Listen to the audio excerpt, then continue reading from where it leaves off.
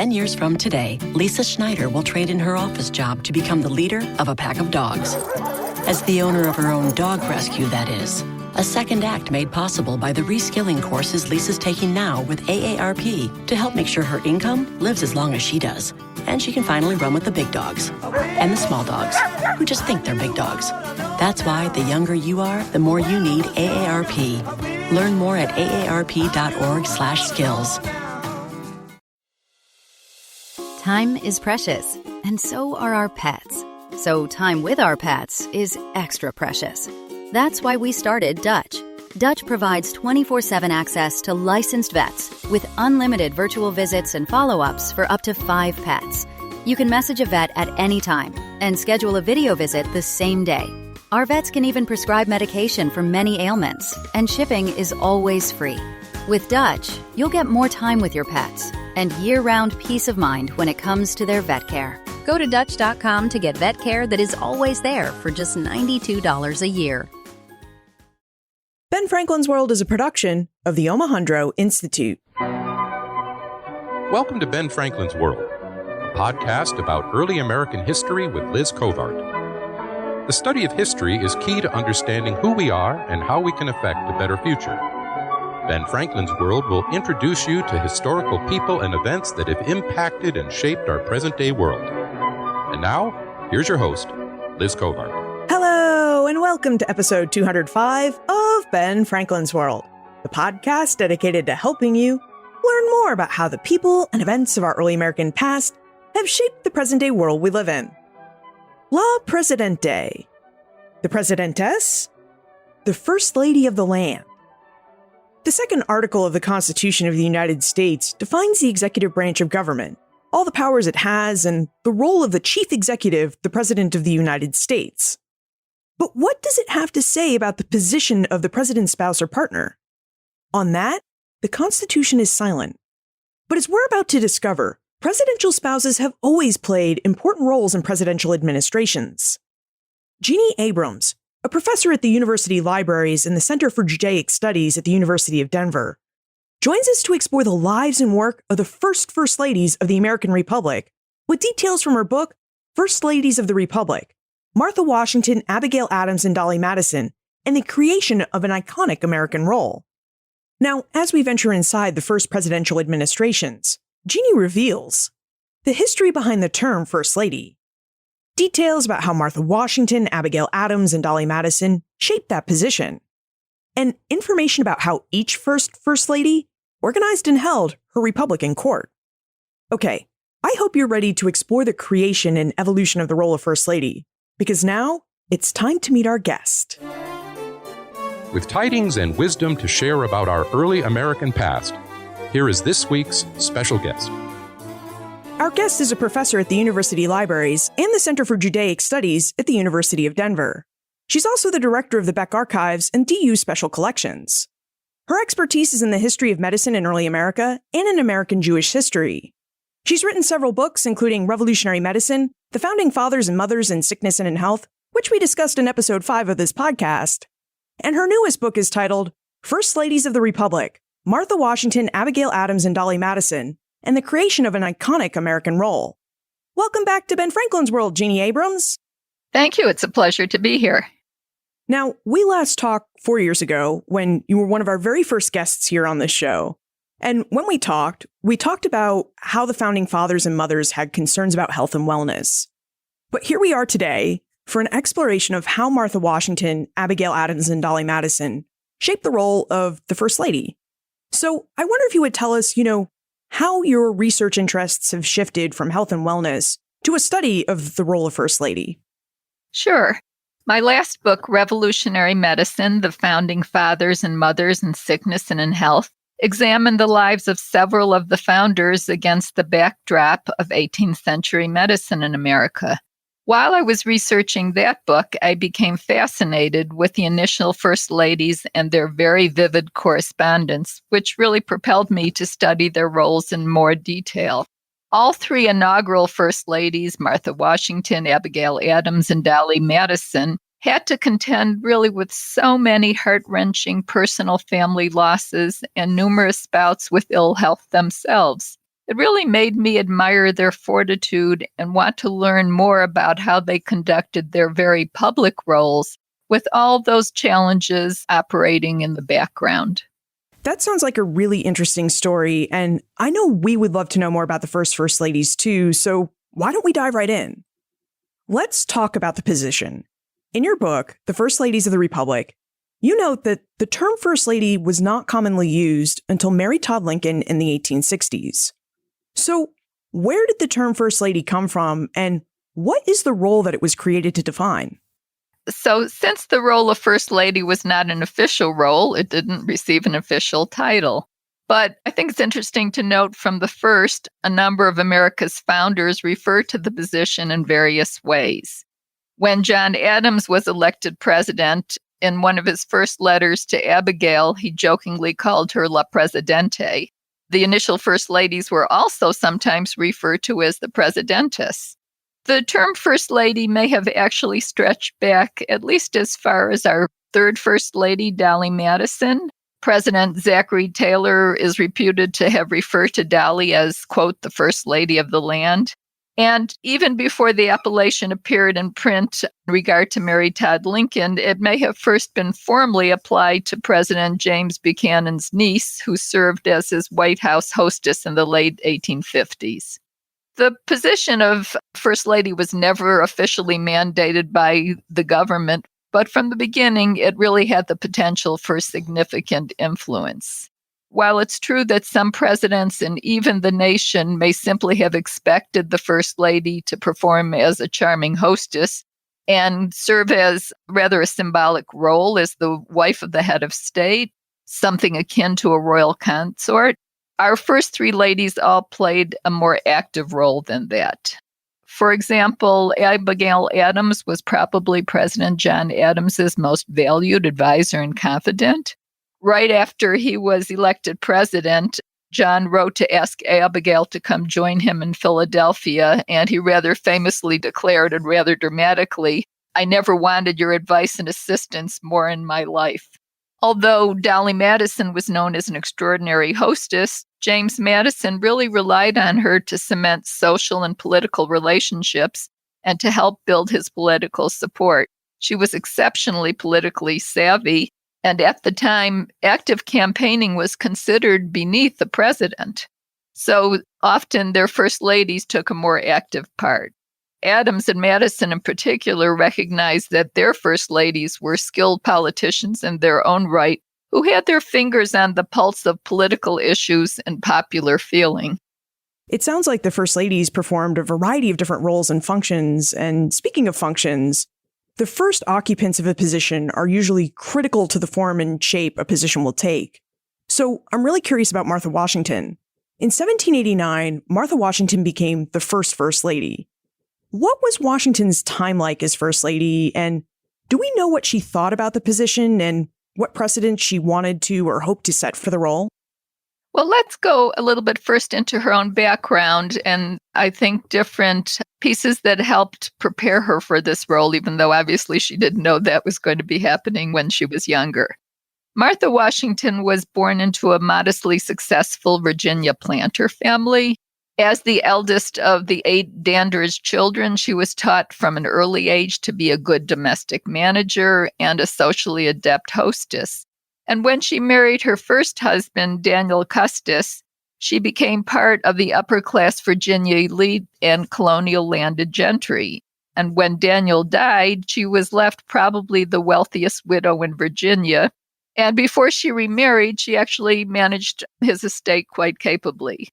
Her marriage to George Washington brought him great wealth and land, which in turn enabled him in many ways to fill his economic, social, and political aspirations. So she was essential to Washington really from the beginning of their marriage. Now, what she felt about the role, I would want to say that although Martha notoriously claimed to have little interest in politics or the position of First Lady, she had a very highly developed sense of responsibility, and she handled the role with her customary diligence and good cheer. She knew from the beginning that her every action would be carefully watched and weighed, and that she had now become a member of a politically elite social circle. She took, again, her duties very seriously. I think she was very thoughtful about what she did. For example, she was always simply but elegantly dressed. I think undoubtedly it was a conscious effort on her part not to mimic the elaborately jeweled ensembles of European queens. And as an experienced hostess, she presided over the many drawing rooms and dinners that were essential to what has been nicknamed the New Republican Court. And it was Martha who, along with George, began the process of developing an appropriate ceremonial style for the new nation. Again, I think she was very conscious of her actions. In the drawing rooms, Martha sat on a raised platform, but she was very careful that it was not a gilded throne like her European counterparts. And those drawing rooms helped set the ceremonial protocol for the new republic and build support for the president. And I think most Americans admired Martha in part because of her strong support for Revolutionary War veterans and the positive view the public had developed about her as somewhat of a heroine because she had joined her husband in every winter camp during the duration of the war. Do we have any idea what Martha Washington's day-to-day life or routine was like as First Lady? Well, when they were in New York, she certainly brought her retinue of enslaved servants with her, but she was a hard worker on her own. So she got up very early. She's said to have made coffee and tea for the family early in the day. She took some time out to read her Bible. I think we have a stereotype of her being kind of a rather meek, mild woman who stood beside her husband, and certainly she wasn't on the level of brilliance that I would say Abigail Adams exhibited, but she was a reader, she was a thoughtful person, and she really spent her days, most of them, preparing for events that her husband had, but she was, again, by his side all the time. Now, when we think of George Washington, we often think of the precedents he set as President of the United States that subsequent presidents have followed, like the title Mr. President. Did Martha Washington establish any precedents for future First Ladies to follow? Well, one, which is not terribly significant, but it certainly was one that she opened the president's house on New Year's Day to the public. But I think that one precedent that she did set was to really be very conscious to set herself apart from what royalty would be like in the old world and try to establish, again, an elegant but relatively simple style that was more suitable for the new republic. Okay, what about Abigail Adams? In 1797, she became the second First Lady when her husband John was elected to the presidency. What was Adams's experience as First Lady like, and how did she add to or alter the role that Martha Washington had established? Well, Abigail Adams brought great intelligence, real deep knowledge of political theory, and firsthand experience with real European courts to her position. Her apprenticeship, as I termed it in my book, began as the political partner of John Adams, one of the leading members of the Continental Congress during the American Revolution. And her political ideas developed with her encounters with European royalty in both Paris and London when John served as American emissary to France and then minister to England. She saw the royal courts firsthand and interacted with kings and queens and the members of the aristocracy in both countries. So she really had a real frame of experienced reference. She had looked with disdain at the long, drawn-out ritual she had endured in Paris and London, and especially the extravagant opulence at the court. And her long years at John's side as part of a political family partnership shaped her view about how Americans should act, and she emphasized displaying virtue and restraint. Moreover, before she became First Lady, she had actually worked side by side with Martha Washington as the wife of the Vice President of the United States. And Abigail truly considered Martha a model of proper behavior for the wife of the president. As a matter of fact, when Abigail found out that she was going to be First Lady, she really worried that her tendency to be outspoken, her frankness, if John was elected, might be an obstacle. She was worried, as she put it, that she wouldn't have enough patience, prudence, and discretion to fill such a station, as well as the worthy lady. She was talking about Martha, who now holds it. And after John was actually elected, Abigail wrote her good friend Mercy Otis Warren that, quote, "I shall feel myself peculiarly fortunate if at the close of my public life I can retire esteemed, beloved, and equally respected with my predecessor," who was, of course, Martha Washington. The two became great friends. They had a lot in common. But in the end, I would say that Abigail was much more directly involved in politics than Martha. Abigail gave media interviews, media of the day being newspapers, and consciously tried to influence public support of her husband, the president, in the media of the day, as well as in private conversations and correspondence. Some members of the public, and certainly many Republican politicians and newspaper editors, thought she had too much influence as First Lady. For example, her displeasure at any of her criticism of her husband and the Republican-supported newspapers led her to urge John Adams to support the Alien and Sedition Act. So she may have been she was the first lady who actually had an influence on legislation. How did the American people respond to having such an outspoken First Lady who gave her own press conferences? Well, of course, it depended if you were a Federalist or a Republican. I think the Federalists really were proud of her as again, very articulate, highly intelligent woman. And Republicans really thought of her as kind of a harridan who was always out to defend her husband, no matter what his actions were. Do you think Adams ever achieved the esteem and respect that she hoped to as First Lady? I believe her reputation has actually grown over the centuries, so she may not have been as appreciated. She and John probably both thought that they had not been appreciated enough for their countless sacrifices on behalf of the country. But over time, I think she has become one of the most respected First Ladies. And partly that is because we have wonderful, wonderful correspondence. She was such an articulate, engaging writer who really gives us a very intimate window and sheds light on what life was like during her time. And what about precedents? Did Adams establish any precedents for future First Ladies to follow? Well, in the sense that many of our subsequent First Ladies have become outspoken advocates for their husbands or for a cause. Certainly, Abigail, during the American Revolution, really advocated for the patriot cause. She was well known in her community, and she was a very, very strong support to her husband. And again, we shouldn't minimize, she really did carry out her role with a lot of grace, elegance, very diligent, hard worker. Rose again early, I think when she was in Philadelphia, was getting up at 5 every morning to start preparing the household for social events that her husband would host as president. And those social events were very important to the development of the early republic. Now, whereas Martha Washington and Abigail Adams assumed the role of First Lady after their husbands were elected president, Jeannie argues in The First Ladies of the Republic that Dolly Madison had a very different experience.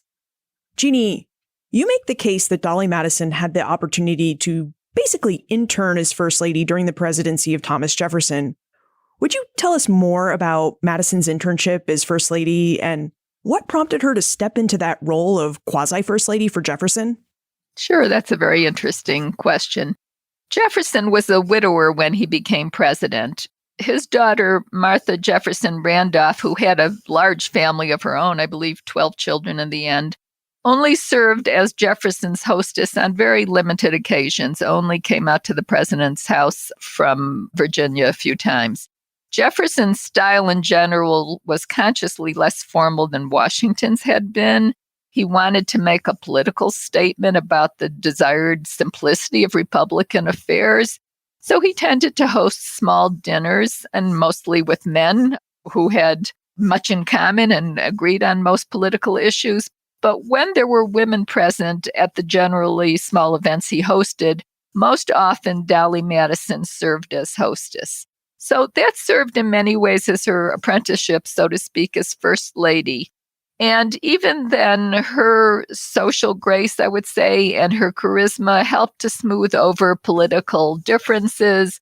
When Jefferson perpetrated, I guess I would say, a faux pas with the London ambassador and his wife was somewhat insulted, it was Dolly who behind the scenes repaired that situation and smoothed things over so that they could move forward.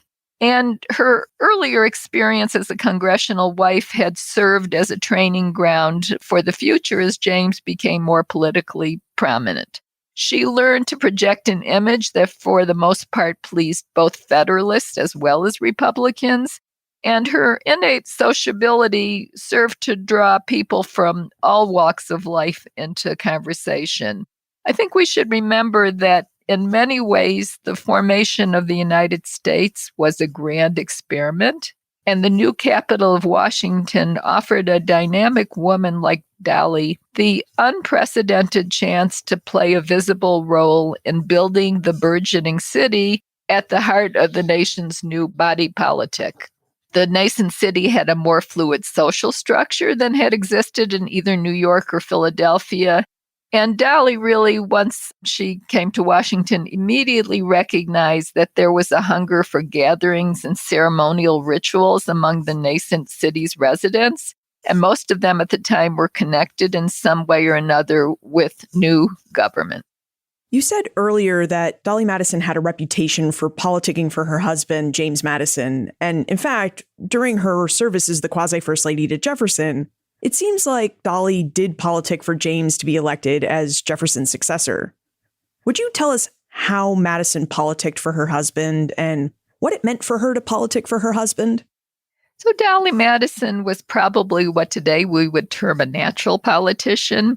She was highly sociable by nature, as well as very politically savvy. And she was often able to bring about compromise through her really robust social skills. So it made for a rather potent combination. She did actively campaign and lobby on behalf of her husband, and she appears to have always been on the lookout for ways to advance James's career. And she was particularly effective in one-on-one interactions. And because she was so charismatic, she really seems to have been very successful. For example, in his diary, John Quincy Adams noted that Dolly was overtly involved in electioneering for her husband, and that she was probably what today we would have termed an unofficial campaign manager. Maybe even more telling, Charles Pinckney, Madison's political rival for the presidency, was said to have once famously observed, and I'm quoting here, "I was beaten by Mr. and Mrs. Madison. I might have faced a better chance if I had faced Mr. Madison alone."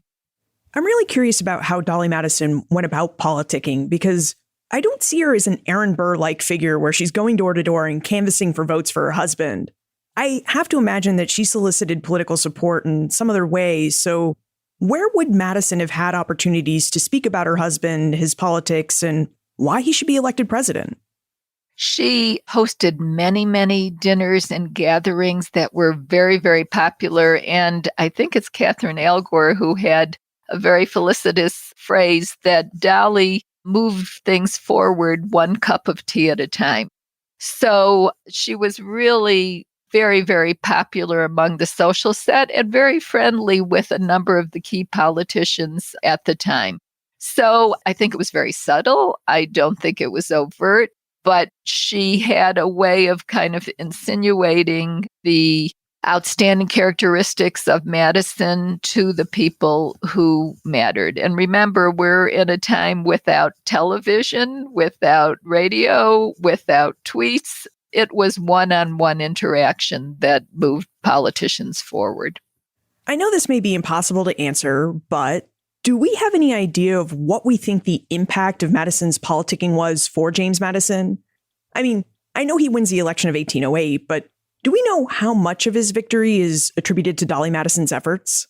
Well, during the War of 1812, Dolly became really a national heroine. So even though the war was not highly successful and maybe not that popular, she was lauded for her courage, staying behind at the White House, just escaping the British and escaping with a symbolically important portrait. I think it was a copy and not an original of Washington.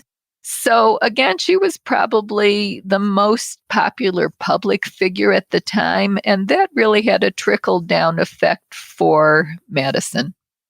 In 1808, Americans did in fact elect James Madison as their fourth president, and Dolly, who had served as the quasi-first lady for 8 years, now, in 1809, became the official first lady. Jeannie, did Dolly's role change in any way when she went from being the quasi-first lady to the official first lady?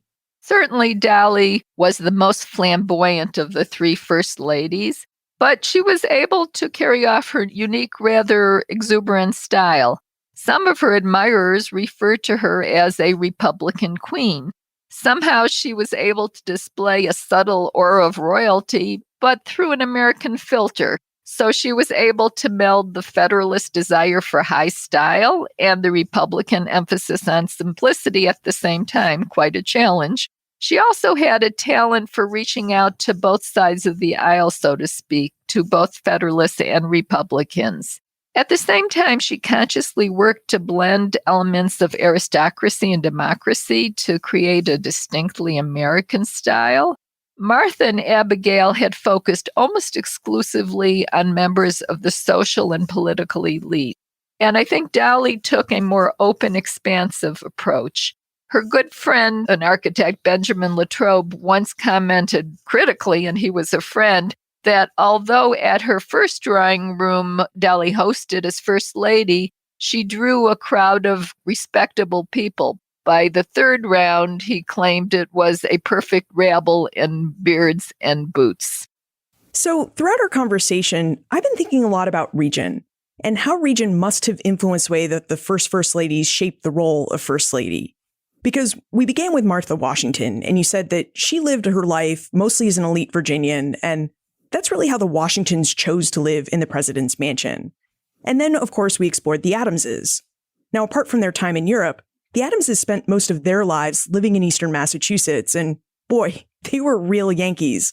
I mean, they were way less ostentatious and more frugal than the Washingtons. And then we talked about Dolly Madison, who, when you know her background, is just a bit different. Her husband, James, was an elite Virginian, but Dolly had been born in North Carolina and lived mostly in Virginia and Philadelphia, so she had, a variety of experiences to prepare her for this role. So I have always found that place and region plays an important part in how it shapes people's identity and outlook, and I wonder, how did the regional backgrounds of the first ladies really influence the ways that they shaped the position of First Lady? That's a very good question, Liz. First, I just want to make a comment. You mentioned the different styles of James and Dolly Madison, and I think James Madison, left to himself, probably would have followed more in the footsteps of Adams and Jefferson. I think it was Dolly with her rather flamboyant personality. Remember, Madison was rather shy in public and reticent, and Dolly was his opposite, I would say. But let's get back to your question. I think their place of origin certainly had a significant impact. Martha Washington was born in 1731 in Virginia. Abigail Adams was over a decade younger than Martha. She was born in the Massachusetts colony in 1744. And Dolly Madison, as you mentioned, was born in North Carolina, but in 1768. So she was the youngest of the three women and literally a generation below Martha and Abigail. She grew up in Virginia, but her family moved to Philadelphia when she was 15. In the same year, the peace treaty to end the Revolutionary War was signed between America and England. Martha was possibly perhaps the least political of the three women because of A, encroaching old age, and B, possibly because of the common rigid views about public and private spheres for women in early 18th century Virginia. Historians have traditionally viewed Southern culture as a strict patriarchal society, although I should interject that newer research has suggested that patriarchy had its limits even in that region. And the stereotypical visions of white Southern privileged women who never ventured into the public arena is probably a myth. Abigail may have been the strongest and most outspoken political theorist of the three, not only because of innate intellect and personality, but also because in early New England, the patriarchal model there was more permeable and flexible, I would say, than other regions of the country. It appears that women, at least in that region of the early American colonies, were able to assert themselves to some degree in a variety of public and private roles within the larger social framework while still conforming to broader cultural norms. Men and women still had distinct roles within a hierarchy, but women there were seen as an essential and important part of the family unit, as historian John Demos demonstrated very ably many years ago. Dolly, who grew up during the American Revolution, may have been influenced by the enlarged roles some women experienced during the war, as well as aspects of her early Quaker roots. It's interesting to note that Quaker women in early America often possessed significant authority in their churches and communities. So all those background factors probably, likely, I would say, influenced how they viewed the role as First Lady and how they carried on. So we have three women with three different backgrounds with slightly different ideas of what was accepted of and even accepted from them by society. And I wonder, in what ways did you see these different backgrounds influence the ways that each woman shaped the position of First Lady? I think a lot of time was spent on trying to distance themselves from European models. So it was a really gradual evolution. I think that'll lead us possibly into the idea of the Republican court. I begin my book by describing the coronation of King George III and Queen Charlotte of England, which was marked by traditions that were developed in Europe really over many centuries. Both King George and Queen Charlotte were dressed in elaborate costumes, decorated with valuable and glittering jewels, and wore gold crowns.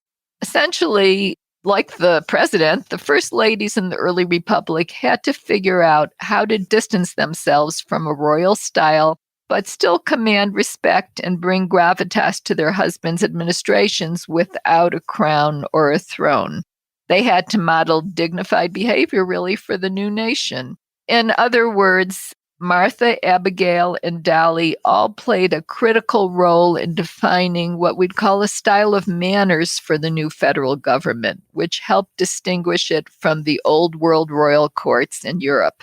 That's why really such seemingly unimportant gestures by Martha Washington, such as serving lemonade instead of fine wine, took on such significance, and that what type of clothing they wore actually made a political statement.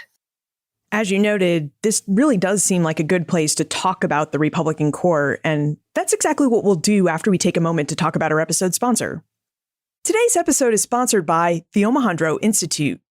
If you've been listening to this podcast for a while, then you know that since 1943, the OI has published award-winning books on early America and the leading journal on early American history, the William & Mary Quarterly. But the Omohundro Institute also has a more public side. If you're ever in the OI's home base of Williamsburg, Virginia, then you should be sure to check out their website for lectures, reading groups, and all sorts of other public programs. Visit benfranklinsworld.com/OI events to learn more. Or better yet, sign up for the OI's newsletter so that you always know what's going on. You can sign up at benfranklinsworld.com/OI news. Again, that's benfranklinsworld.com/OI news. The Republican court is a subject that's come up a couple of times in our conversation. So, Jeannie, would you tell us about the Republican court and how the first ladies were involved in it? That paradoxical institution, which at first glance really appears to be an oxymoron, a Republican and a court, was first launched by the Washingtons in 1789 in New York, when that burgeoning urban center served as the first seat of the new government.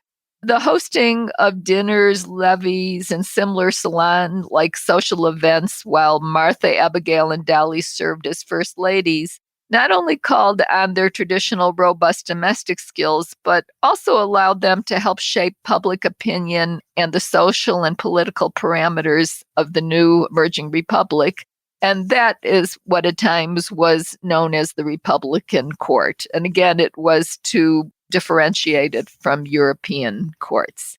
Martha and Abigail exhibited a more formal style in their quasi-courts, as I would think of it, but Dolly's court, so to speak, was more visibly accessible and open.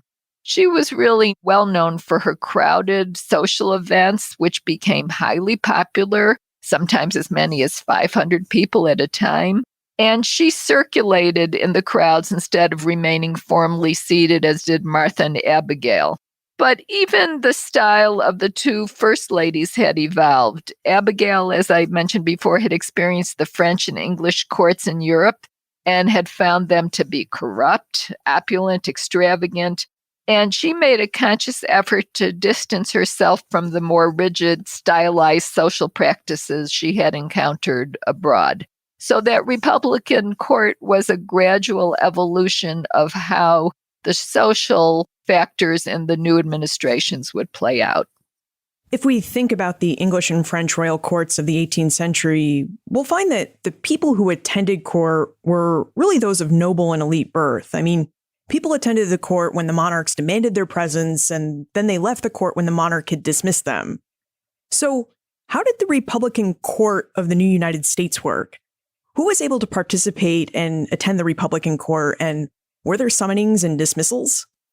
That's a good question. And as you recall, I mentioned that both John and Abigail had participated in those royal courts.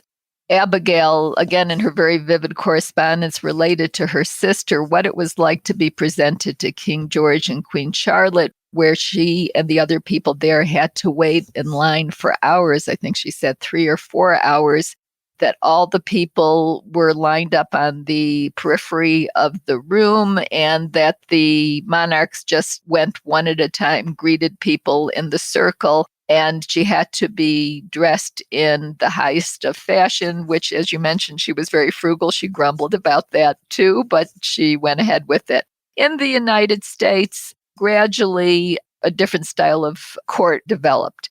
So Washington in the beginning had really planned on certain days to open his levees to anyone who came respectably dressed. And what he found after a short while is that he was busy all day with social events and couldn't really attend to government. So as time went on, things did become more stylized and formal. And again, I want to emphasize probably both in Washington's era and Adams's era, we're talking about basically the political and social elite who were invited to these events. It's probably too early to say that Dolly democratized her social events, but she certainly opened it to a wider audience. Again, huge numbers. And as Latrobe mentioned, it really ran the gamut from the very upper class to some more middle class people. Now, how long did these Republican courts remain a practice of presidential households and first ladies? I think gradually they dissolved in a certain way, but Americans became more comfortable. Certainly, they felt that the office of president had to be respected and have gravitas. And even today, of course, when foreign officials come to visit or important dinners at the White House, things are really sometimes extravagant as well. But we're going to move along eventually to the age of Jackson, where things will become a little simpler. But again, a president and the first lady, they realized from the beginning, while they were not kings and queens, they still had to garner the same respect as heads of state. So I think we wouldn't call it a Republican court anymore, but it certainly lasted at least for those first 3 presidents and their wives. It sounds like the courts were successful in lending the new government some gravitas. Is that what you found in your research? Correct. I believe it really did develop respect for the office, which was what they were all concerned about. Now, earlier you mentioned that Abigail Adams served as a one-woman cabinet for her husband, John. And Jeff would like to know if Martha Washington and Dolly Madison ever advised their husbands on matters of state and whether this is even something that we can know. Well, unfortunately, Martha destroyed nearly all her correspondence with her husband after he died, so we can't really garner, I would say, too much insight into her specific interactions on political matters. But we do know that George Washington certainly had discussed his military strategies with her during the Revolutionary War, and Martha was quite aware of the political issues in her husband's administration, and certainly the dissension between the Federalists and the Republicans. For example, after Washington died, she was very critical of Jefferson in a conversation with a visitor to Mount Vernon, and she was incensed at what she saw as his defection from the Federalists during Washington's second administration. Abigail, as I mentioned before, was her husband's most loyal supporter and advisor. So she did play a critical role and I think did have significant influence upon him. And Dolly Madison had a similar relationship with James Madison, even if she was not as well-read in political theory and philosophy as Abigail. For example, through her correspondence, largely with her sisters, we know that Madison kept Dolly apprised of events and strategy during the War of 1812, and they certainly discussed all of his political challenges and really often worked together as a team, certainly in terms of his political growth and elections. During our conversation, we've heard how both Martha Washington and Abigail Adams knew that they'd be in the public eye, but that neither of them really relished the experience. However, Dolly Madison did seem to enjoy being in the public spotlight. Jeannie, Carol wonders if you would tell us more about Madison's celebrity status, as it were, and why she seemed to be so interested in attracting attention. I think in Dolly's case, it was really a combination of her innate personality, opportunity, and her long-range goals for her husband, and by extension, the new nation. She was probably of the three the most naturally sociable in public, although Abigail was quite sociable as well. She was also a very adept public relations manager, although it wasn't called that at the time. Although privately she may have preferred at times in her life to have stepped away from the limelight, especially in times of family loss and crisis. I feel that she knew her popularity and public presence could develop a strong base of support for her husband. And Dolly really was very ambitious on his behalf. I think she was ahead of her time in understanding how media and personal political connections could move her husband's agenda forward. Particularly historian Catherine Elgore, in her very fine biography of Dolly, has really demonstrated the especially critical role Dolly played in encouraging national unity in a very fragmented and fragile republic. And I also want to maybe interject, in the early days of the Republic, fashion made a political statement. Both Martha and Abigail had been careful to be elegant but restrained in their dress so as not to invoke comparison with the hated monarchy in Europe from Republican adherents. Most people found the flamboyant Dolly to have exuded a high style that was both commensurate with the dignity and importance of her position, but still was distinguished from European queens. For example, she was famous for the elaborate turbans and plumed headdresses she wore, but it was not a crown. And at her crowded drawing rooms, the tall, statuesque Dolly could be easily seen from all over the room. The headgear was certainly eye-catching, but again, not a crown. Those who supported Dolly and basically were Republicans, like her friend Margaret Bayard Smith, insisted that it was absolutely impossible for anyone to behave with more perfect propriety than Dolly did. But some critics actually found Dolly lacking in sophistication and good taste. It sounds like in many ways, Dolly benefited from the fact that she was 12 years removed from Martha Washington as First Lady, and that by the time she became First Lady, times and American ideas about Europe and what the United States needed to be as a republic had really shifted and changed. Well, still through the Madison's time, I think Americans were trying to demonstrate that the United States was an independent nation, that it needed to be regarded as an important nation and state. And I think that things maybe gradually relaxed a bit, but all three administrations were still trying to prove themselves to European nations, often consider the United States an upstart, inferior country. When we think about the role of the First Lady of the United States today, many of us expect that the First Lady is going to serve as a champion of the cause and as a key piece of her president's public relations team, which we just learned about in this conversation is a job that we can date back to Abigail Adams and Dolly Madison. Now, Jeannie, would you tell us whether the First Ladies had any causes that they championed and how the actions and duties of these First Ladies really molded the position into the role that we know today? Let me reiterate, in their own ways, Martha, Abigail, and Dolly were all significant public relations representatives on behalf of their husbands' presidential administrations. Even though it may not have been her preference, even Martha Washington capably oversaw social events that raised her husband's profile and popularity. She was very protective of him and his health. And she realized that she wanted to make a good impression to raise his reputation in the nation. Abigail did the same, but went further as an advocate for John's policy through granting interviews with the press and in her conversations and correspondence with political figures and friends and family members. And as we saw before, Dolly certainly viewed herself as a key player in her husband's political campaigns and administrative goals. And to answer your second part of the question, all three of our inaugural First Ladies championed a cause. Martha advocated for pensions and financial support for Revolutionary War veterans, which raised her husband's reputation, incidentally, as well. Abigail more privately supported members of her local community in times of sickness and hardship. And Dolly Madison was a founder, fundraiser, and staunch supporter of the Washington City Orphan Asylum. Although she was undoubtedly motivated in part by altruism, with her talent for publicity, I really think Dolly realized that her charity work added to her celebrity and reputation, and by extension, that of her husband. In any case, she certainly modeled philanthropic volunteerism for future generations of First Ladies. Over time, certainly other First Ladies have outshined them. Eleanor Roosevelt comes most notably to mind for her championship of civil rights. Now we should move into the time warp, which you may remember is the fun segment of the show where we ask you a hypothetical history question about what might have happened if something had occurred differently or if someone had acted differently.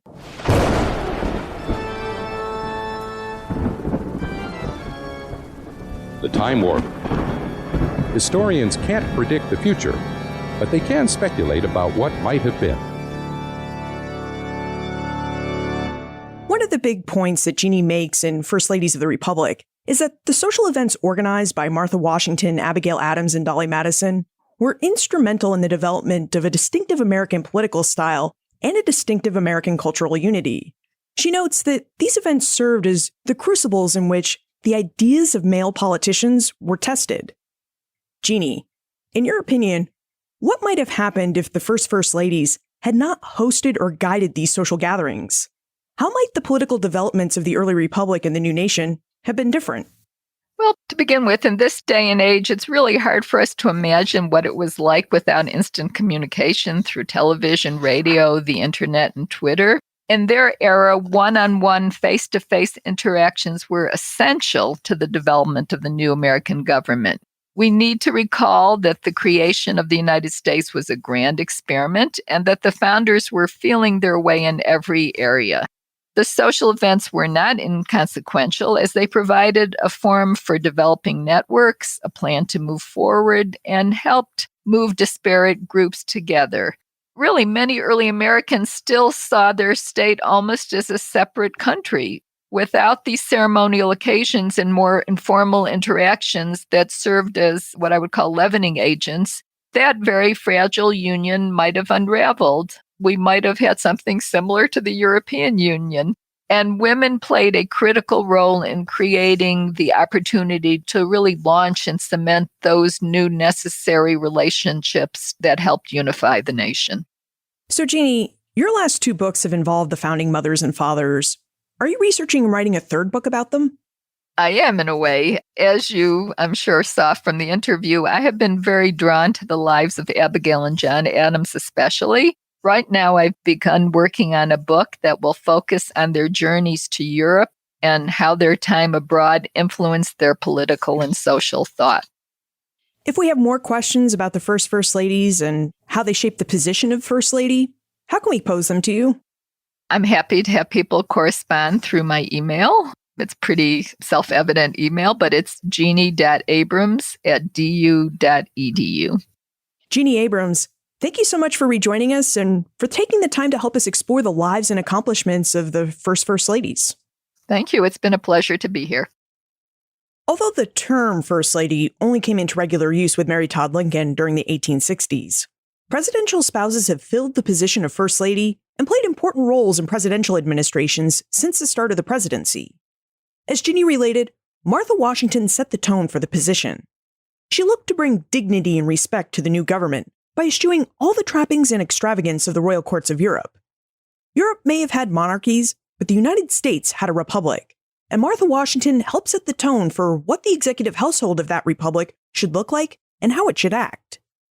Of course, as Ginny revealed, Martha may have set the tone, but there was some variation in the Republican look of the executive household. For example, Martha and George Washington were members of the Virginia elite. They had enslaved servants and money, and while they did live in a Republican manner, that manner was more ostentatious than that of John and Abigail Adams. The Adamses' wealth was different from the Washingtons' wealth, and their regional culture prompted them to implement a Republican style that was more in line with Yankee values of thrift and frugality. Of course, still more different, and probably falling in between the Republican styles of the Washingtons and Adamses, was the Republican style of the Madisons. Dolly's Quaker roots and time in Virginia and Philadelphia really influenced her ideas of what Republican style should look like. Now, although there were differences in how they viewed Republican style, all three of the First Ladies set the tone for their involvement in their husbands' administrations, and in all three cases, that tone was an involvement in politics. Martha Washington exercised her politics carefully. She likely served as a behind-the-scenes political advisor to her husband, and she actively served as a public champion of the political causes of Revolutionary War veterans.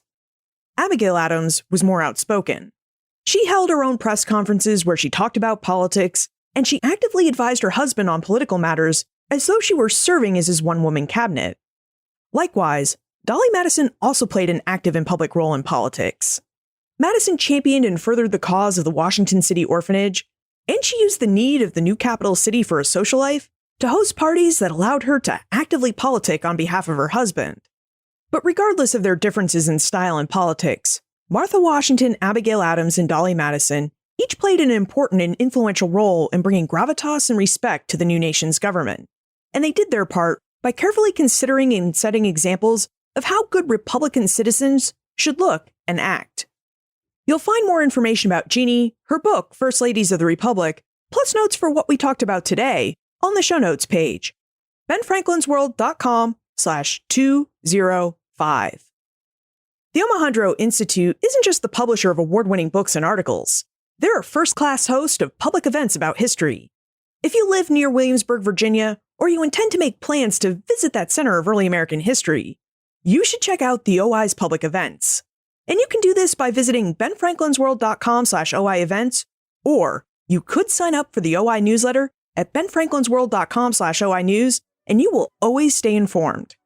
This episode benefited from the production assistance of Holly White. Did you know that Holly's a historian too, and that you can meet her and say hello in the Ben Franklin's World listener community on Facebook? If you're in the community, please introduce yourself to Holly. And if you're not in the community, text BF World to 33444 and come join us. Finally, today's episode featured a topic from women's history. What more about early American women's history would you like to know about? Let me know, because I'm always looking for ways to explore your interests and answer your questions. So send me your topics, liz@benfranklinsworld.com. Ben Franklin's World is a production of the Omohundro Institute. And remember, never leave till tomorrow that which you can do today. Are you interested in the parts of history that remain a mystery? Do you want to learn more about the historical myths and misconceptions used to prop up false belief today? I'm Nathaniel Lloyd. In my podcast, Historical Blindness, I delve into all of these topics, sharing puzzling tales from the past and examining hoaxes, conspiracy theories, and misremembered events that provide insight into modern politics and religion. New episodes every 2 weeks. Find Historical Blindness on most podcast players and platforms. As a longtime foreign correspondent, I've worked in lots of places, but nowhere as important to the world as China. I'm Jane Perlez, former Beijing bureau chief for the New York Times. In our third season of Face Off, the US versus China, we'll explore some of the biggest issues dividing these global powers today. Trump and Xi Jinping, AI, China's growing military might, and also robots. New episodes of Face Off are available now, wherever you get your podcasts.